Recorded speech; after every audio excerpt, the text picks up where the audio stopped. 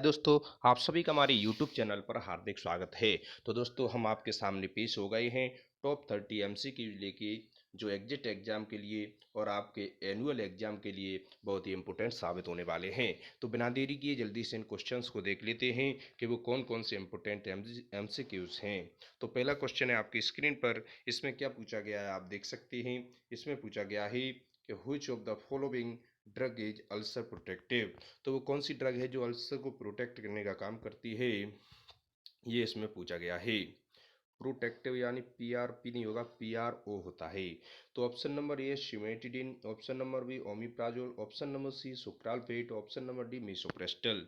इसका सही आंसर हो जाता है सुक्रालफेट, यानी कि जो जो एक ऐसी ड्रग होती है जो अल्सर को प्रोटेक्ट करने का काम करती है। तो ऑप्शन नंबर सी आपका राइट आंसर हो जाएगा। नेक्स्ट क्वेश्चन है क्वेश्चन नंबर सेकंड आपकी स्क्रीन पर। इसमें क्या पूछा गया है आप देख सकते हैं। इसमें पूछा गया है कि anti diabetics drugs are primarily indicated for patients with. तो दोस्तों, जो एंटी डायबिटिक ड्रग्स होती हैं उन्हें प्राइमरली इंडिकेटेड के तौर पर कैसे पेशेंट्स को दी जाती हैं, वो इसमें पूछा गया है। तो option number A hypertension, option number B diabetes insipidus, option number C hyperkalaemia, option number D refractory oedema. तो इसका सही आंसर हो जाएगा डायबिटीज इंसिपिडस, यानी कि ऑप्शन नंबर बी आपका राइट आंसर हो जाएगा। नेक्स्ट क्वेश्चन है क्वेश्चन नंबर 3। इसमें पूछा गया है which of the following diuretics is effective in severe renal failure. तो दोस्तों, वो कौन सी कैटेगरी की डायूरेटिक्स होती है जो इफेक्टिव होती है सीवियर रीनल फेलर में, ये आपसे क्वेश्चन पूछा गया है। तो ऑप्शन नंबर ए है loop diuretics, option number B है potassium sparing diuretics, option number C thiazides, option number D carbonic anhydrase inhibitors. तो आपको हम बता दें कि जो सीवियर रीनल फेलियर में इफेक्टिव होती है वो लूप डायूरेटिक्स होती है, यानी कि ऑप्शन नंबर ए आपका राइट आंसर हो जाएगा। और दोस्तों, जो पोटेशियम स्पेयरिंग डायूरेटिक्स होती है, इसमें आपसे क्वेश्चन पूछा था जो फार्माकोलॉजी का बैक पेपर अभी दिया है जिन स्टूडेंट्स ने 2 फरवरी 2024 को, उसमें पूछा गया था। ऐसे पोटेशियम लिखा था और ये ब्लैंक दिया था, यहाँ स्पेयरिंग नहीं लिखा था और डायूरेटिक्स था। तो उसमें आपको स्पेयरिंग फिलअप करना था। ठीक है, ये उसमें क्वेश्चन पूछा गया था। नेक्स्ट क्वेश्चन है क्वेश्चन नंबर नेक्स्ट यानी 4। उसमें पूछा गया है कि T R H stand for, यानी टी आर एच की आपको फुल फॉर्म बतानी है कि टी आर एच का पूर्ण रूप क्या होता है। तो option number A thyrotropin resting hormone, option number B है thyrotropin releasing half, option number C है thyrotropin releasing hormone, option number D है थायरोक्सिन रीलोकेटिंग हार्मोन। यानी इसका ऑप्शन नंबर सी आपका सही आंसर हो जाएगा। थायरोट्रोपिन रिलीजिंग हार्मोन इसका पूर्ण रूप होता है टीआरएच का। तो option number C is the right answer. Next question है क्वेश्चन नंबर 5 आपकी स्क्रीन पर आप देख सकते हैं। इसमें पूछा गया है कि what is the most important function of glucocorticoids. तो दोस्तों, ग्लूकोकोर्टिकॉइड्स का इम्पोर्टेंट फंक्शन क्या होता है, ये आपसे पूछा गया है। ऑप्शन नंबर ए है anti inflammatory action, option number B है इम्यूनिटी, ऑप्शन नंबर सी है इंटरमीडियरी मेटाबॉलिज्म और ऑप्शन नंबर डी है होम्योस्टेसिस। तो आपको हम बता दें जो ग्लूकोकोर्टिकॉइड्स है उसका मोस्ट इम्पोर्टेंट फंक्शन होता है एंटी इन्फ्लामेटरी एक्शन। तो ऑप्शन नंबर ए इसका राइट आंसर हो जाएगा। नेक्स्ट क्वेश्चन है क्वेश्चन नंबर 6। इसमें पूछा गया है कि chemo receptor trigger zone is present in. जो कीमो रिसेप्टर ट्रिगर जोन होता है वह कहाँ प्रेजेंट होता है, वो इसमें पूछा गया है। Option number A medulla oblongata, option number B cerebrum, option number C cerebellum, option number D pons बेरॉल। इसका सही आंसर हो जाएगा मेडुला ओब्लोंगाटा, यानी कि ऑप्शन नंबर ए आपका राइट आंसर हो जाएगा। नेक्स्ट क्वेश्चन है क्वेश्चन नंबर 7। इसमें क्या पूछा गया है। इसमें पूछा गया है कि drug of choice for prophylaxis of motion sickness is. वह कौन सी ड्रग्स है जो प्रोफाइलैक्सिस और मोशन सिकनेस के लिए लाभदायक साबित होती है। तो option number A ondansetron, option number B hyoscine, option number C domperidone और option number D शिडारिजिन।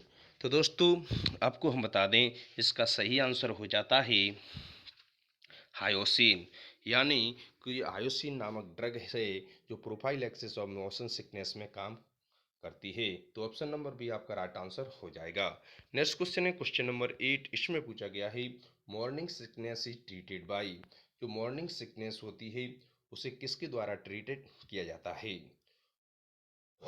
Option number A dicyclomine, option number B doxylamine, option number C domperidone और ऑप्शन नंबर डी है स्कोपोलामिन। तो इसका सही answer हो जाएगा डॉक्सिलामिन, यानी कि ऑप्शन नंबर बी में आप देख सकते हैं कि वो डॉक्सिलामिन नामक ड्रग्स दे रखी है, वही मॉर्निंग सिकनेस को ट्रीटमेंट करती है। दोस्तों जो मॉर्निंग सिकनेस नामक बीमारी होती है, जो प्रेगनेंसी के दौरान जो उल्टियाँ होती हैं उसी को मॉर्निंग सिकनेस कहा जाता है। तो ऑप्शन नंबर बी आपका राइट आंसर हो जाएगा। नेक्स्ट क्वेश्चन है क्वेश्चन नंबर 9।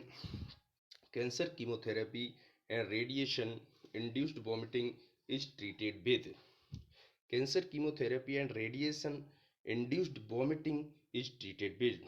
ठीक है, जो कैंसर कीमोथेरेपी और रेडिएशन के दौरान जो वॉमिटिंग होती है उसे कौन सी ड्रग्स देकर उसे ट्रीट कर सकते हैं, वो इसमें पूछा गया है।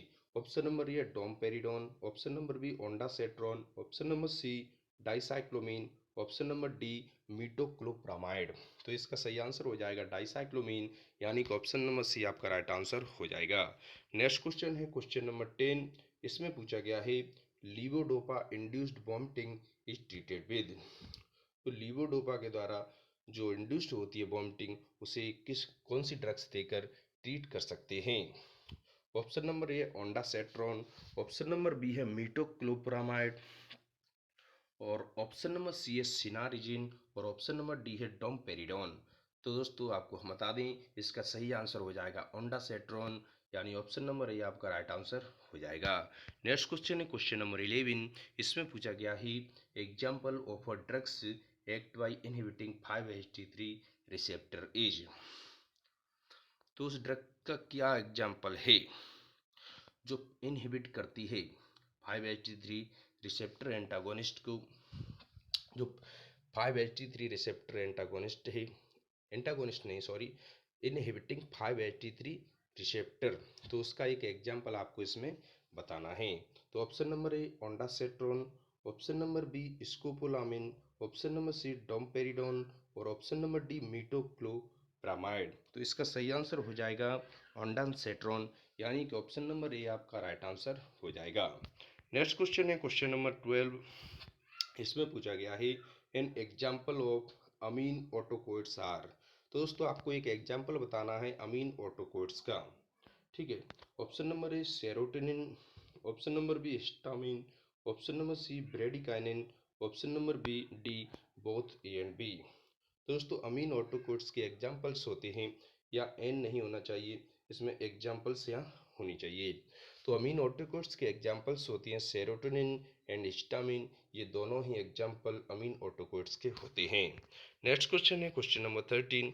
इसमें पूछा गया है हिस्टामिन इज सिंथेसाइज्ड फ्रॉम, जो हिस्टामिन है उसे किससे सिंथेसाइज्ड किया जाता है, ये इसमें पूछा गया है। तो ये किया जाता है histidine, option number B tryptophan, option number C tyrosine या और ऑप्शन नंबर डी बलिन। इसका सही आंसर हो जाएगा हिस्टीडिन, यानी ऑप्शन नंबर ए आपका राइट आंसर हो जाता है। नेक्स्ट क्वेश्चन बहुत ही इंपॉर्टेंट क्वेश्चन है, क्योंकि ये बैक पेपर जो फार्माकोलॉजी का दिया है उसमें पूछा गया था वन वर्ड क्वेश्चन में, जो triple response is produced by intradermal injection of. ठीक है, वो कौन सा इंजेक्शन है, किसका इंजेक्शन होता है जो इंट्राडर्मल इंजेक्शन होता है जो ट्रिपल रिस्पॉन्स प्रोड्यूस करता है।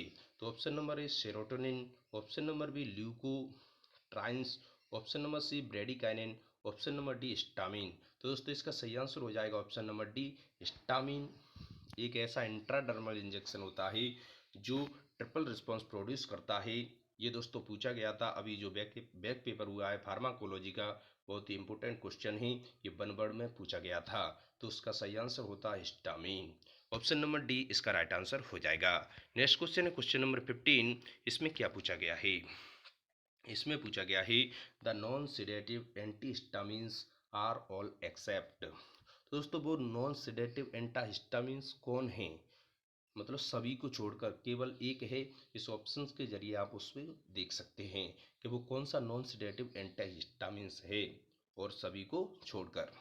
Option number A cinnarizine, option number B fexofenadine, option number C levocetirizine, option number D des deset des डेस्लोर्टिडिन।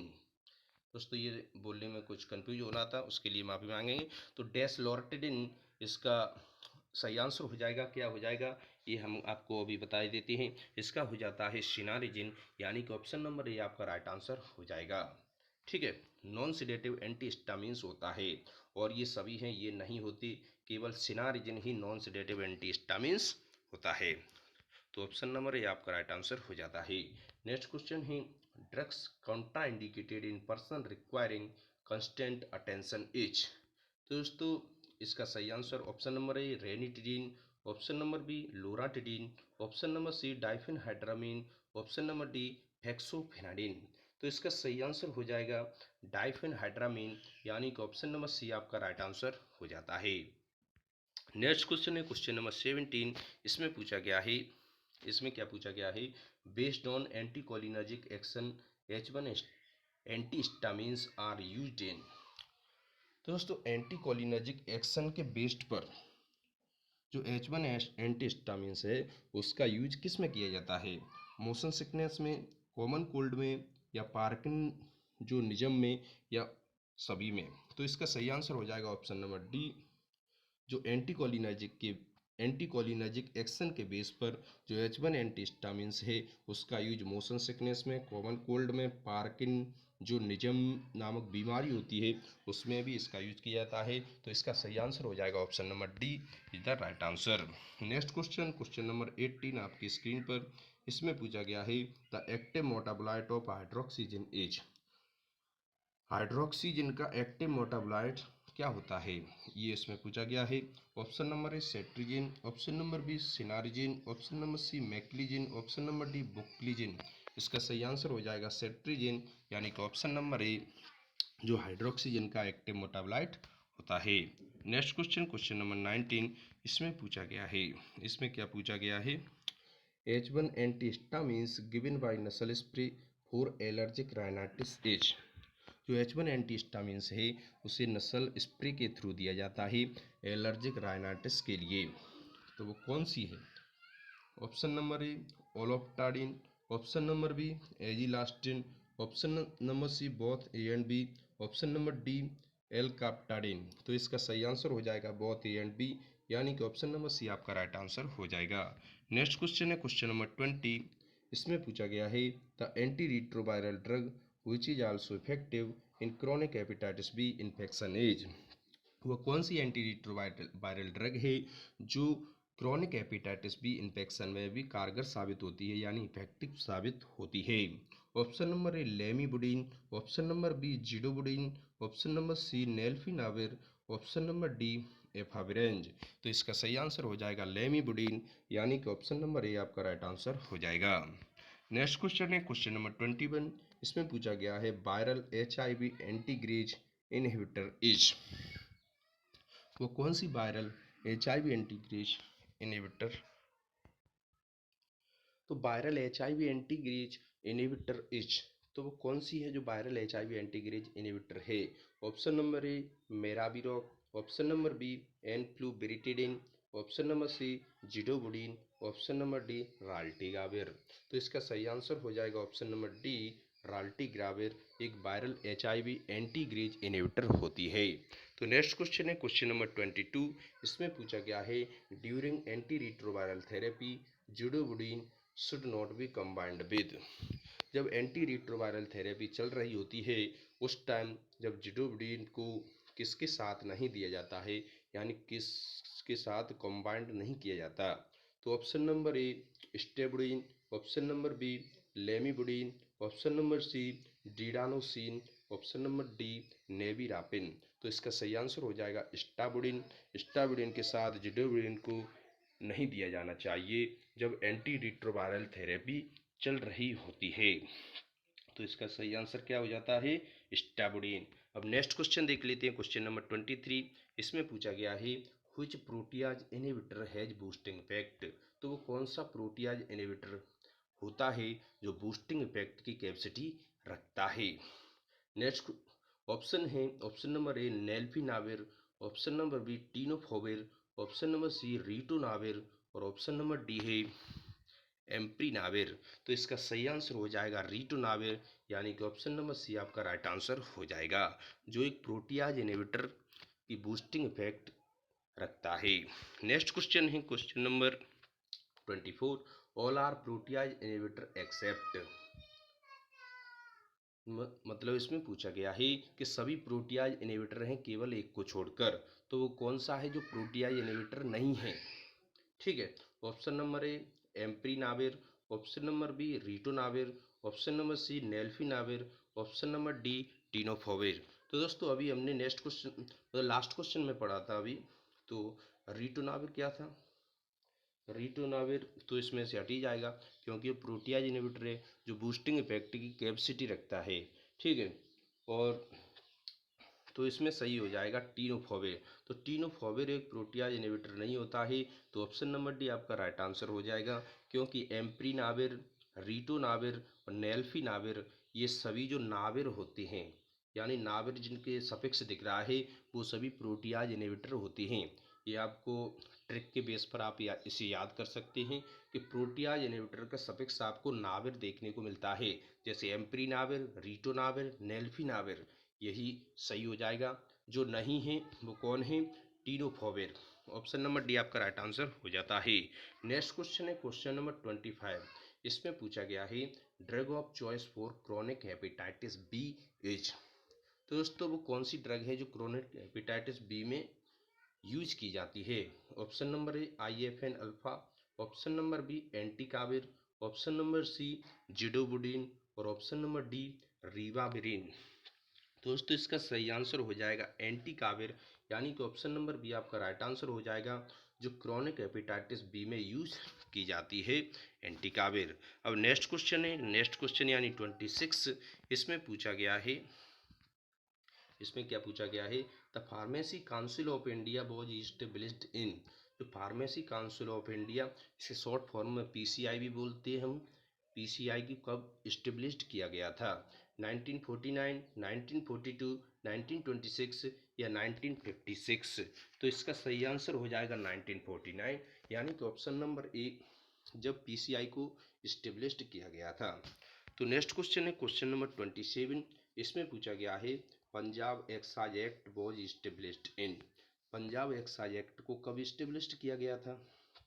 तो ऑप्शन नंबर है 1965, 1945, 1914, 1918। तो इसका सही आंसर हो जाएगा 1914, यानी कि ऑप्शन नंबर सी 1914 में पंजाब एक्साइज एक्ट को इस्टेब्लिश्ड किया गया था। नेक्स्ट क्वेश्चन है 28 आपकी स्क्रीन पर, इसमें पूछा गया है the drug and cosmetic act and rules was established in, drug and cosmetic act के रूल्स को कब इस्टेब्लिश्ड किया गया था। ऑप्शन नंबर ए 1945, 1946, 1949 या 1954। इसका सही आंसर हो जाता है 1945, यही इसका सही आंसर होगा, जब drug and cosmetic act and rules को इस्टेब्लिश किया गया था 1945। ऑप्शन नंबर ए इसका राइट आंसर हो जाएगा। नेक्स्ट क्वेश्चन है question number 29, the drug price control order was formed in, option number है 1984, 1988, 1995, 1968। तो इसका सही आंसर हो जाएगा 1995, जब ड्रग प्राइस कंट्रोल ऑर्डर को फॉर्मट किया गया था, यानी 1995। इसका सही आंसर हो जाएगा। Next question is the last question of this video, तो ये देख लेते हैं, the first Indian pharmacopoeia was published in, जिसे शॉर्ट फॉर्म में हम IP भी बुलाते हैं, IP। The first Indian pharmacopoeia was published in, option number है 1962, option number B 1955, option number C 1986, option number D 1964। तो आपको हम बता दें जो फर्स्ट इंडियन फार्माकोपिया है उसे 1955, यानी कि ऑप्शन नंबर बी में आप देख सकते हैं 1955 में पब्लिश किया गया था। तो यही इसका सही आंसर हो जाता है। दोस्तों, अगर आपको हमारी वीडियो अच्छी लगी हो, वीडियो को लाइक करें, चैनल को सब्सक्राइब करें और कमेंट सेक्शन में अपनी राय दें कि आपको कैसी और किस प्रकार की वीडियो और चाहिए, जैसी हम बनाने की कोशिश करेंगे। थैंक यू दोस्तों।